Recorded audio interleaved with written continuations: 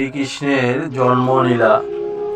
ভগবদ গীতায় শ্রীকৃষ্ণ নিজেই বলেছেন যে তার জন্ম, কর্ম ইত্যাদি সবই দিব্য, এবং কেউ যখন তত্ত্বগতভাবে তা জানতে পারে তখন তিনি ভগবত ধামে প্রবেশ করার যোগ্যতা অর্জন করেন। ভগবানের জন্ম একজন সাধারণ মানুষের মতো নয়। সাধারণ মানুষের জন্ম হয় কর্মফলের বন্ধনে আবদ্ধ হয়ে। কর্মের ফল স্বরূপ সে এক দেহ থেকে অন্য আরেক দেহে দেহান্তরিত হয়।